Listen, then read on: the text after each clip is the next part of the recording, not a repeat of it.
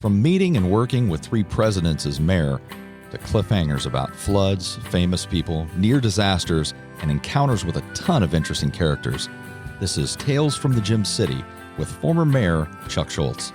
Join us for this reoccurring bonus segment. I'm History A Go-Go's host, Rob Mellon. Welcome back, Chuck, and today we're going to discuss famous people that had actually passed through the Gem City that you had the pleasure of meeting over the years. And in that group, there are Supreme Court justices, famous people, baseball players. But let us start with someone who didn't really pass through. He was born here, lived here as a child, went away, and then became famous for an event that changed the entire world. He piloted the Enola Gay, dropped the bomb on Hiroshima, and that was Quincy and Paul Tibbets. Quite a guy. I think if I made a list of the most interesting and impressive people I've ever met in my life, he would be right up there at the top, Rob. Back in anticipation of the millennium celebration that we would have, like most communities have, at that time I was mayor, we formed a commission, and I asked the commission, when planning these celebrations, to see if they could pick the person from Quincy who has had the most impact on world history. And clearly, that's Paul Tibbets. Clearly, no one would ever be able to come close to that. So we invited him to come back home. And he gladly accepted. And it was a wonderful 3 days. First of all, he wanted to go to the Illinois Veterans Home. And, you know, Rob, when you talk about Paul Tibbets, and this guy to me epitomized duty, honor, country. I was raised by a father who was in the Navy in 1945, being trained and was headed towards the land invasion of Japan. And he often told me I would not be here today if it wasn't for President Harry Truman and General Paul Tibbets. And I think that's true. And I know it's controversial, but historians have estimated that it would have been a loss of 1 million lives on both sides if we had to invade Japan. And it brought an end to World War II. And I could tell from General Tibbets that he never looked back. Even though wherever he went, he was somewhat guarded. This visit to Quincy, he was accompanied by an aide from his publisher, and he brought his books with him. That was, we welcomed that. That was part of the deal. And this fella, Jerry, he pulled me aside and he said, everywhere I go with General Tibbets, he's always extra cautious. He's on guard because there are people that try to disrupt him. They come up, they insult him or whatever, and he has these confrontations. But he said in Quincy, for 3 days now, I've never seen him this relaxed in doing this sort of thing, because everyone in Quincy understood that what he did was duty, honor, country. And he's quite an interesting person. Of course, he was, as you said, born in Quincy, moved away as a child, but came back frequently. He went to school at the Alton Military Academy. His mom and dad actually lived in Miami, Florida. So say a Thanksgiving break would come up, he'd come to Quincy. He'd stay with the Warfields on Main Street. And in fact, when he was here, one of the things that he wanted to do was to go into that house. And at that time, Dr. Eversman, since passed away, great local doctor, he lived in that house. He'd raised all his kids there. And he was happy to host Paul Tibbets, who had the typical reaction that most of us have when we go back to a childhood home, that everything seems smaller. But it's a beautiful house on Main Street between 20th and 22nd. So he had a lot of ties here, absolutely. And then, of course, he distinguished himself in World War II in the European theater. He was the top pilot of the Army Air Corps. He flew Eisenhower. He flew Montgomery. He was their guy. So that led to him being chosen for the Manhattan Project. And it wasn't just his flying skills, which were going to be really important because, once they dropped that ordnance, they had no idea what the effect would be on that plane. There's no way to practice that. Of course, he got it through it, got it back within minutes of what the plan was on the original timing. But in addition to being a great pilot, he was in charge of delivering the weapons. So in that regard, he oversaw the production of the plane, which had to be specially done, lightweight. He chose every member of the crew. One of my prized possessions, Rob, is at the end of the 3-day visit, he gave me his book it's titled Enola Gay, of course, named after his mother, native Quincy. And he signed it, and it already had been signed by the rest of the crew. So I have the Enola Gay book signed by all the members of the crew. Of course, all of them are now deceased. But it was a thoughtful gesture that I'll never forget. And seeing him at the Veterans Home, it occurred to me, a lot of these guys would probably be like my dad, wouldn't be here today if it weren't for Paul Tibbets. So the highlight really was at Clapham Park. We had the Quincy Park band there. He had a big concert, and I presented him with the key to the city. And before that, Rob, any of your listeners that have attended Quincy Park band concerts on Memorial Day will know that they do a medley of the service hymns, and then members of each service will stand up. So when they start with, the caissons go along, and all you Army guys stand up, and anchors away in the Navy, and of course they got the Off You Go in the Wild Blue Yonder, and the general stood up. And I'm getting a little emotional thinking about it because this guy was tough, obviously, hard-bitten. He cussed like a sailor. I could tell that, he's one of these guys, I don't get ulcers, I give ulcers. He's a general. But he became emotional. And he stood up with the rest of the Air Force and Air Corps. That's down there at the riverfront. And then he came up on the stage with me, and I presented him with the key to the city. And the response from the crowd, it's an older crowd, they all went through it with him. And they got up out of their lawn chairs, and it was just such a heartfelt ovation. The applause just kept coming, and he teared up. As we walked back down the stairs, he turned to me and he said, "That's the goddamnest thing I've ever done." And he just, it really meant something to him. So I have to close by telling you an additional story that happened that same day at the riverfront. I mentioned he had written this book, The Enola Gay, and he had a fellow there from the publishing house, and people wanted to buy it, and we had arranged for a table, and he would sign it, if you buy it. But he had said beforehand, "I've done these before, and I think there's people that want to talk to me, but they maybe don't have the money to buy a $30 book, and I don't want them to feel like you've got to buy a book to come through the line and we can meet." And so Jerry's like, okay. Well, there wasn't two people, man and wife, kind of hanging around the periphery. They weren't in line, but they were standing there and they're watching us. And he said, that's just what I'm talking about right there. They shouldn't have to buy the book. I can tell they're waiting around till we're done. He said, go up and get them to come through the line. So he did. And Rob, the man never said anything, but his wife said he was digging his own grave the day before you dropped the bomb. So this man could appreciate Paul Tibbets more than anybody else ever. But it was very moving and something that I will never forget. And if people want to argue, and war is war, and I'm going to tell you, Major, it's tough.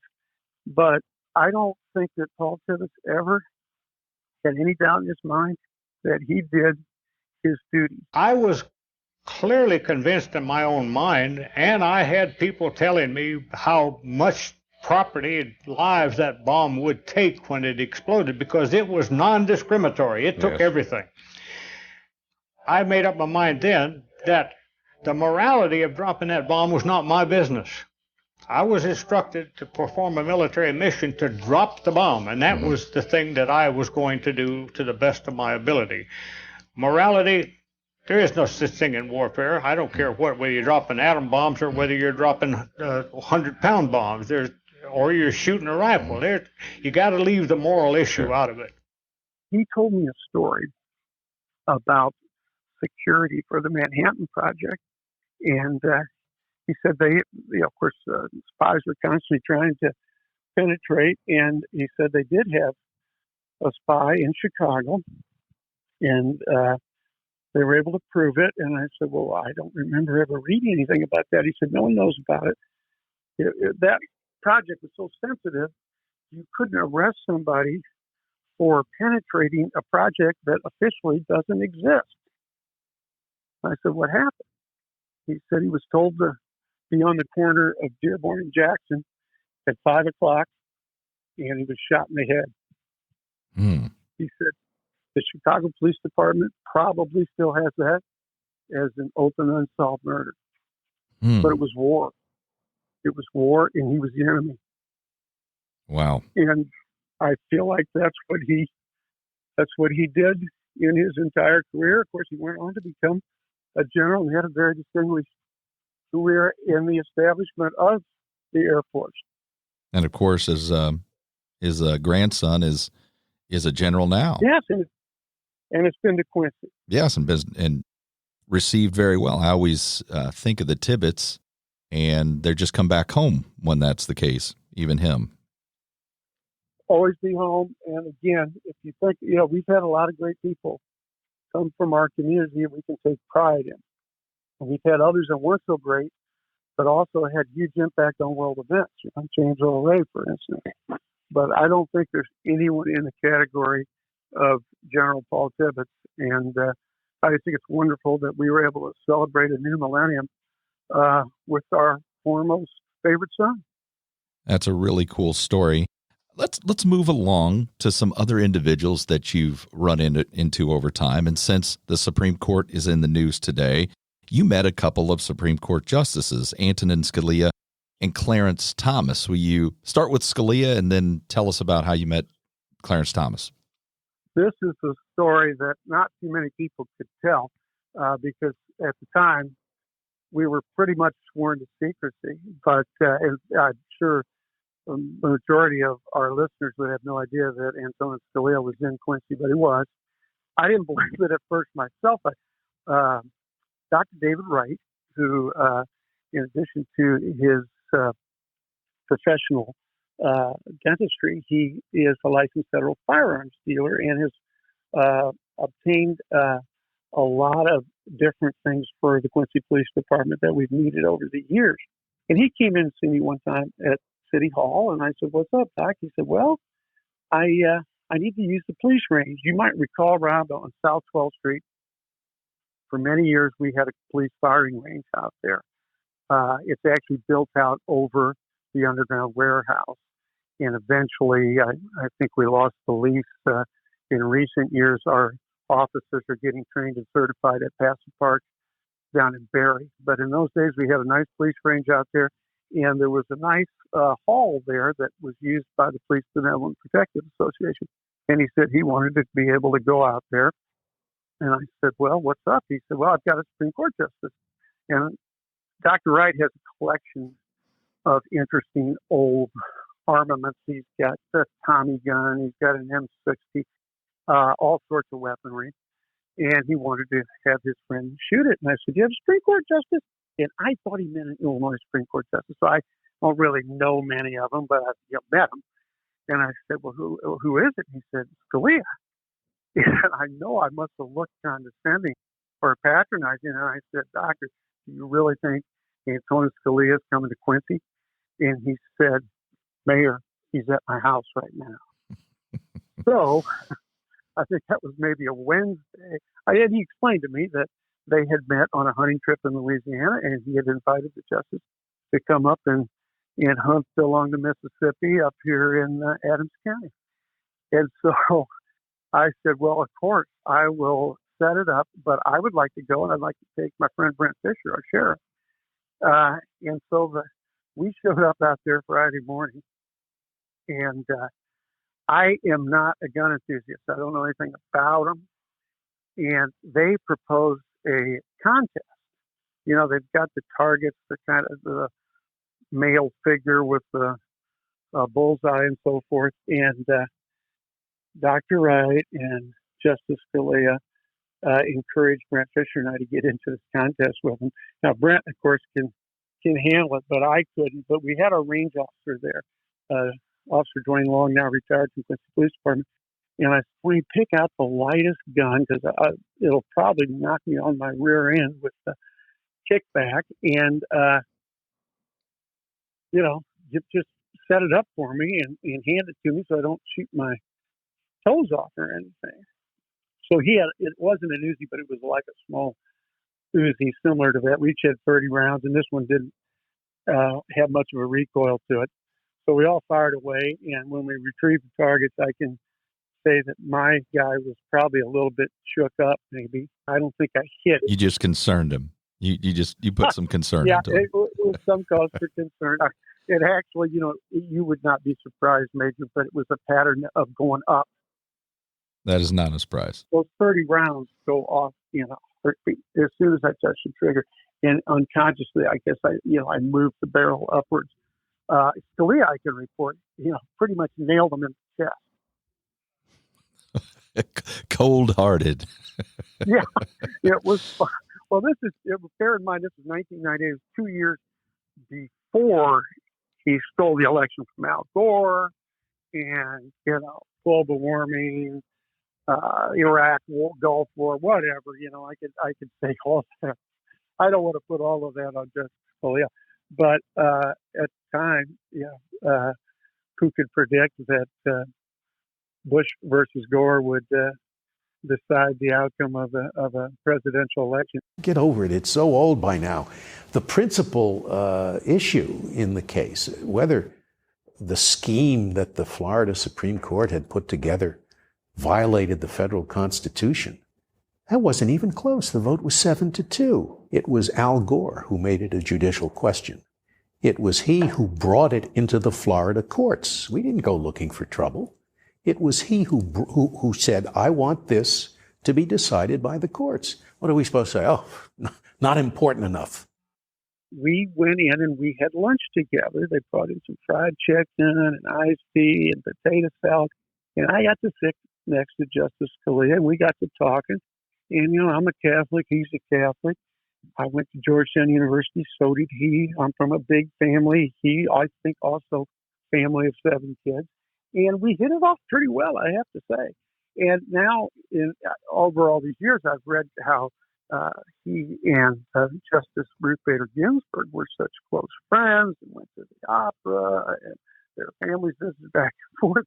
So I can see that you can have some really significant ideological differences and still get along with people. He's a very nice man and very charming. And, of course, he was brilliant. I just didn't agree with his legal philosophy. What he decided, yeah. But no, quite a guy. And, yes, he was in Quincy, and nobody knew it. That was one. You can imagine, Rob, that, back, this is 1998.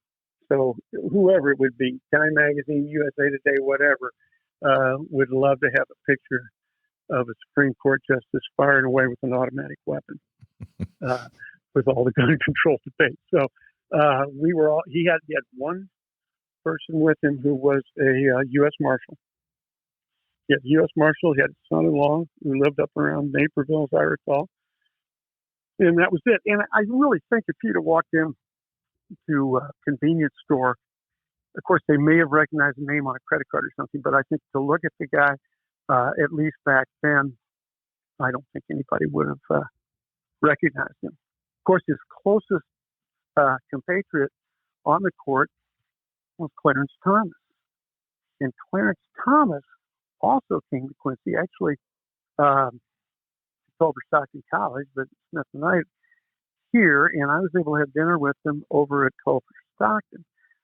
Clarence Thomas' best friend is a guy named Larry Thompson.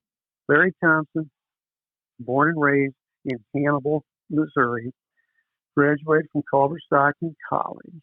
This is back in the 60s when, as an African American, pursuing a legal career required breaking through some barriers. And Larry had a tremendous legal career, including being Associate Attorney General of the United States under John Ashcroft, the number 2 position in the Justice Department, and went through all the post 9/11 and terrorism fight and all of that. He also then went on to become general counsel for PepsiCo, which is a huge corporation, not only Pepsi, but Frito-Lay, I think they have Taco Bell and KFC and all sorts of things. And he's now retired, but he takes on these assignments like the Volkswagen case with the emission standards. So quite a guy. His best friend is Clarence Thomas. This is his alma mater. So he says, could you come to Culver Stockton and speak to the students? And he did. And he gave a great speech. And before the speech, we had this dinner. I'm on the board of trustees over there, and we hosted him, and I was fortunate enough to get seated by him. And we had a heck of a nice dinner, Rob. This guy, we started out talking about what he likes to do. I'm a golfer. I said, how about you? He said, no. I said, well, you like to play tennis? What do you do to relax? And he told me that he owns this huge recreational vehicle that is actually the chassis of like a Greyhound bus, and that he and his wife travel the country and stay in RV parks. I had no idea. Since then, I think 60 Minutes and others have done stories on that. But you can imagine that, you're at Valley View Campground, and this big old RV pulls in, and here's Supreme Court Justice Clarence Thomas. But that's what he likes to do. I knew that he was from Pinpoint, Georgia, which is about halfway between Savannah and Brunswick, Georgia, and I'm pretty familiar with that part of Georgia. And we started talking about that, and I told him I went to Mercer Law School in Macon, and he said he almost went there. And I knew that he had spent a year in a Catholic seminary. Wow. So I didn't know that. And I asked him, I said, now, Judge, you're probably familiar with Father Tolton, aren't you?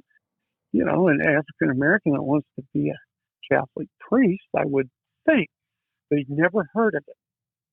So, what ensued then, Rob, you can imagine. I unloaded the entire history from Rawls County to Quincy to Chicago to Rome with Father Tolton, and he was very interested. So the next day I sent him I wouldn't say it's just a pamphlet, it's like a small biography of Father Tolton that Father Roy Bauer of St. Peter's had written, and I've given a lot of those away over the years. And I sent that off to him in Washington and got the nicest personal letter back talking about our enjoyable dinner and how much he enjoyed reading about Father Tolton. So, I don't think most people have any idea that Clarence Thomas and Antonin Scalia have been to Quincy, but they have. And who knows?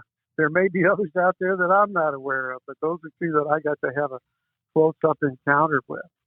Well, you'd mentioned another, kind of stay in politics a little bit, that you met a famous political couple, David Eisenhower and Julie Nixon Eisenhower. And they were very interesting. The Quincy YWCA had invited them to give a presentation in the evening, and this is when the YWCA was on Jersey Street between 4th and 5th on the north side of Jersey in a beautiful old home next to the Dr. Eel's house. That was the Morgan Wells house. Was it? Yep. Yeah, great house. But in any event, I met them there. It was about 2 o'clock in the afternoon. And they took a little tour of the house. You might recall there's a gymnasium built on the back. And we saw the programs that were taking place at the Y. And then we just sat down in this nice sort of parlor and were served tea.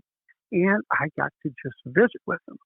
And two impressions.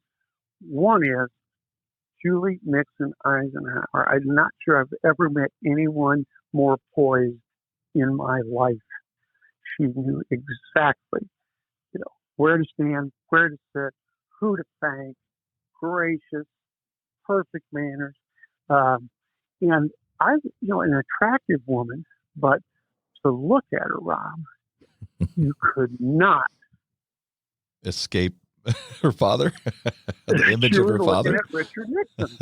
And I mean, that's just, she had, I think her sister, Patricia, favored her mother. But, again, it's not in an unattractive way, but she was clearly a Nixon.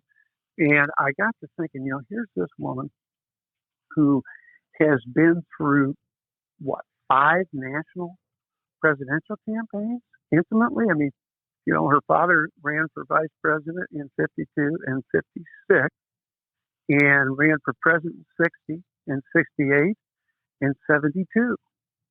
He's always been in the spotlight. And the Watergate and the resignation. Right. And so, when I'm meeting her, this is 20 years later in the 90s. So she was extremely impressive. And not that David wasn't, but David is shy, reserved, kind of bookish, I'd say. And of course, for our listeners, Camp David, that's David Eisenhower. I decided to name it for his grandson. Obviously real smart guy. And the thing that we hit it off on back in the mid-90s, Quincy Gems baseball was just the hottest thing around. We were packing the ballpark every night. We were written up USA Today and other periodicals, baseball the way it ought to be. Here's these college kids playing with wooden bats and staying in people's homes, and the whole town's coming out and so forth. And he asked me about Gems baseball. It didn't take much to get me going on that and how we did it. But he was very interested in that and knew about Quincy in terms of baseball history. Brought up the old 3I League, which I don't know too much about. That was Iowa, Indiana, and Illinois. And Quincy was a major team there. And that, there were a lot of great players that came through here, including Hank Bauer, who started in Quincy.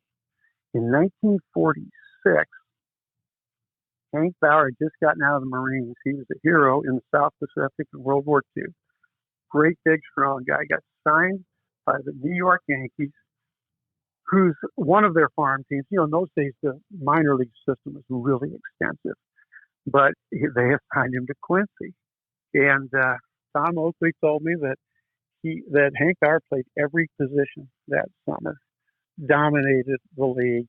And so, of course, he didn't last beyond that one summer. And they moved him to Kansas City, which was their AAA, and then on to the Yankees, where he went on to, I think he won 4 World Series rings with the Yankees, and then he won one with Baltimore Orioles when he managed them.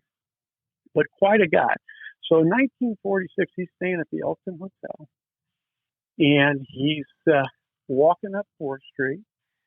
And they're right there on the east side of 4th was the Chicago Motor Club. And there's this pretty girl that works in the window there that he can see. And one day he works up his courage, stops in, and he says, "Hey, I'm one of the ball players. I got a couple tickets here if you'd like to come out and watch us play." Well, they had a summer romance, but Hank moved on to the Yankees and, Mickey Mantle and Yogi Berra and all those wild times of the Yankees and Whitey Ford and all that, and went on to history. But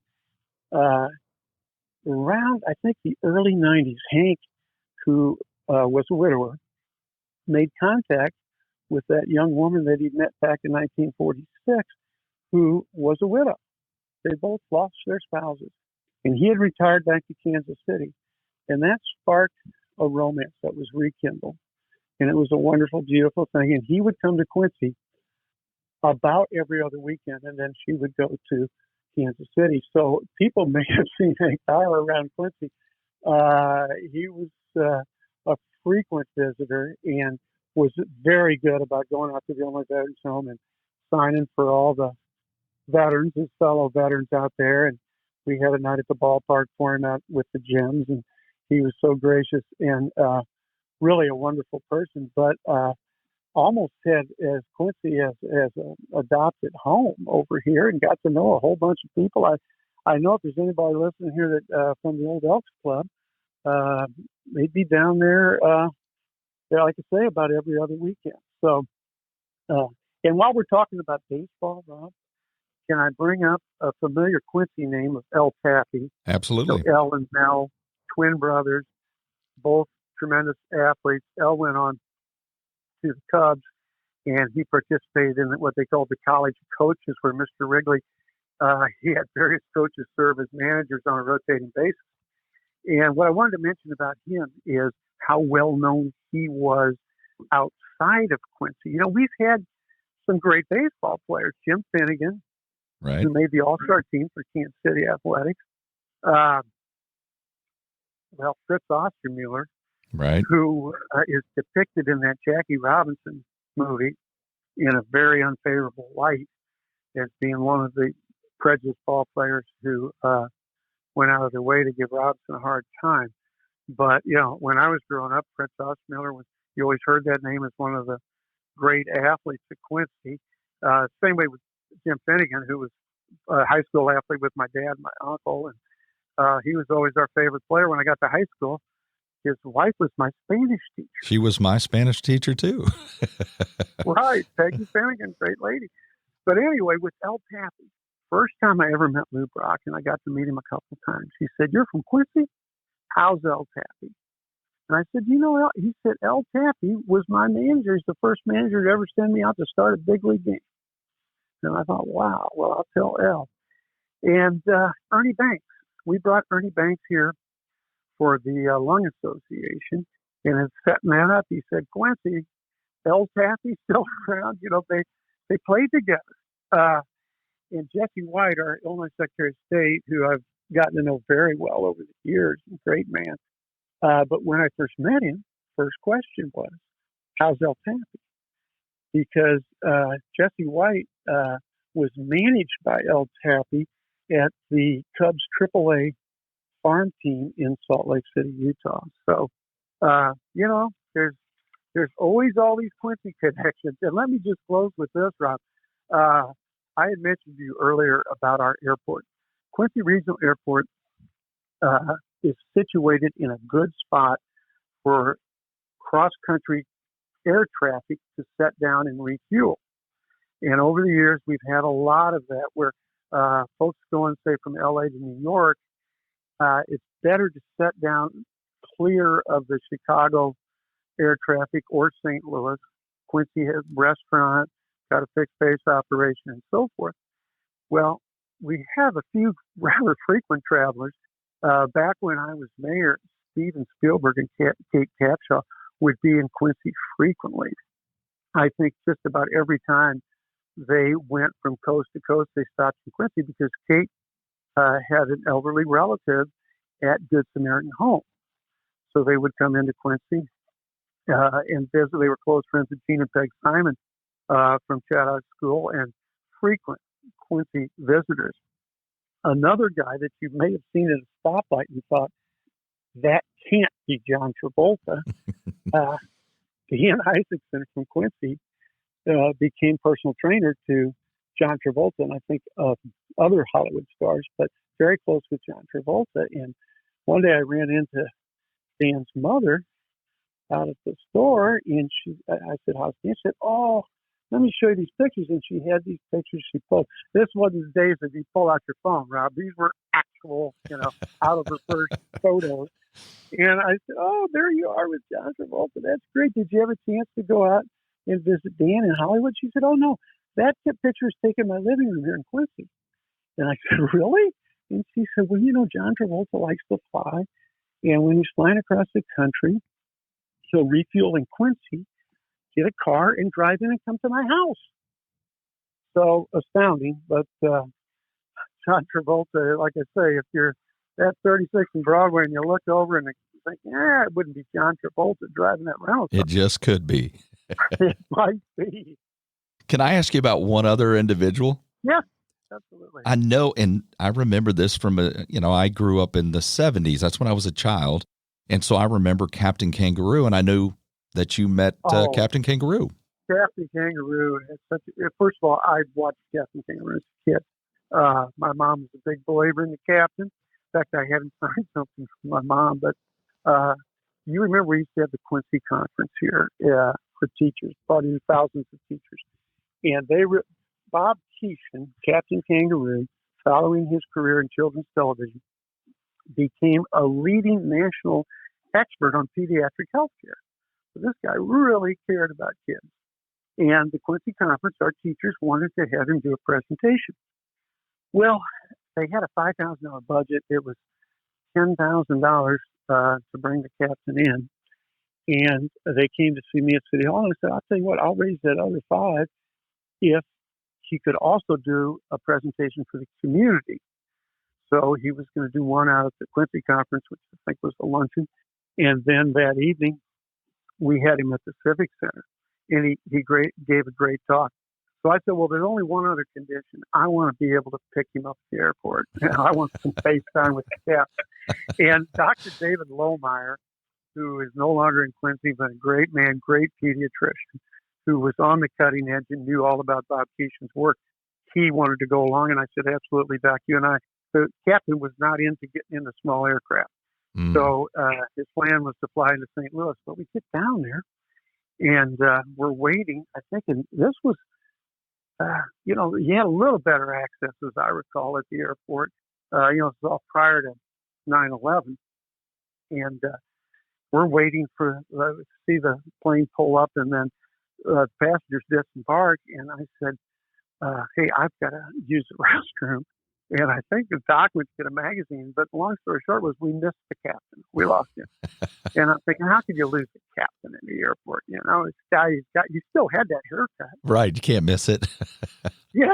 And, I think he really kind of had on a big jacket with large pockets, a la Captain Kangaroo. So anyway, we can't find him. And I asked the lady there, oh, no, they're all disembarked. They're gone. So we went out and we headed to baggage claim, and there he was. And the guy just had a small carry-on, but he liked to check through. He was a real particular traveler. We had some things to give him, and he just says, I just travel so light. If you don't mind, and he'd give you the card, you ship him. He lived in Vermont, but we get him, we find him, we get him in the car, and Rob, for the first way back, say from Lambert's Field to Bowling Green, we're all busy. We're talking pediatric health care here, what we need to be doing with prevention, early childhood intervention, that sort of thing. But I have to admit, after about an hour of that, I just had to break down and ask him about Mr. Green Jeans. I was going to say, did you ask him about Mr. Green Jeans? Yes, who was a musical performer way back in the, I forget if he played for Glenn Miller or whatever. I can't remember his name. Bumpy was his first name. But anyway, we had a great time. And in the course of all that, and he asked about Quincy, for many people in the 90s at least, the flood of 93 was a major point of reference for Quincy, Illinois. That's what they knew about Quincy. They saw that battle depicted on the news of, the friends and neighbors making sandbags and trying to keep their bridge open and help their friends and neighbors along the river.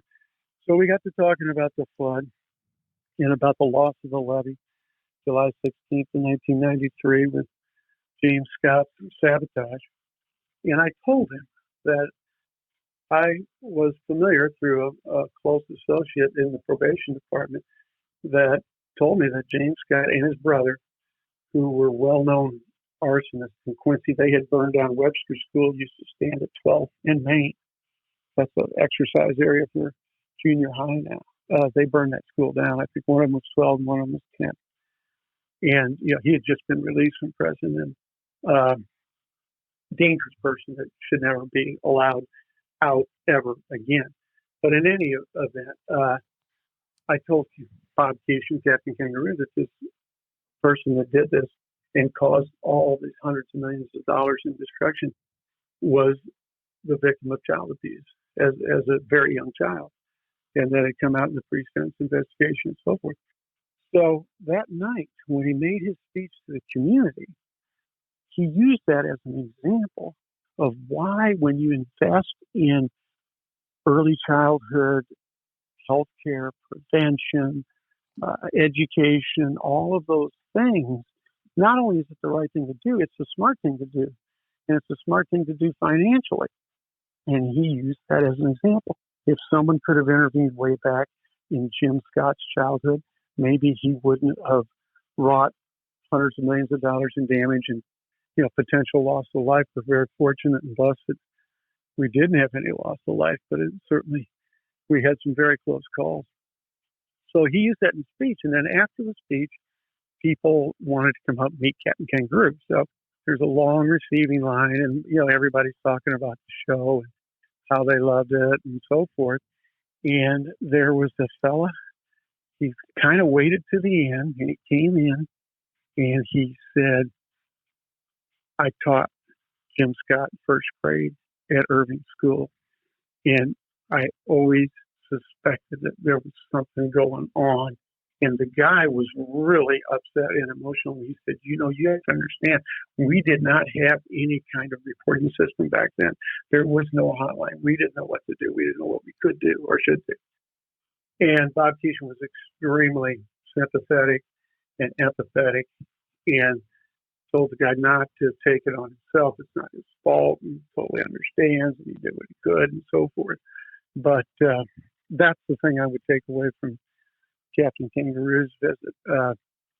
Great man, very empathetic, and certainly I think he did a lot of good on a one-day visit to Quincy. Well, that's amazing. And thanks, Chuck. I really appreciate it. A lot of interesting stories and people who pass through town. Well, thank you. I have really been privileged to have represented our city in meeting people here and on various travels on behalf of our community. And we got one coming up, Rob, just as a tease, with Gordon B. Hinckley, the president of the Church of Latter-day Saints, who was quite a guy, 94 years old when he came to Quincy, and extremely impressive. So we'll leave that for the next podcast. I'm looking forward to it. Thanks, Rob. I'd like to thank former Mayor Chuck Scholz for taking us back down memory lane once again with stories about some of the people that passed through town that he had the opportunity to meet. And I don't blame you, Chuck. I would have asked Captain Kangaroo about Mr. Green Jeans, too. And I'd like to encourage all the listeners to become members of the Historical Society of Quincy and Adams County. Just go to hsqac.org for more information. There's a new, easier way to become a member online. Just go to hsqac.org and check it out. Remember to subscribe to the podcast and leave a review, or like our Facebook page and leave a comment. There are many more Tales from the Gem City coming soon. Subscribing to the podcast is the way to get Chuck's stories and tales immediately when they're released. And join us again next time when we talk, think, and drink on History A Go-Go. Good morning. Good morning, Captain.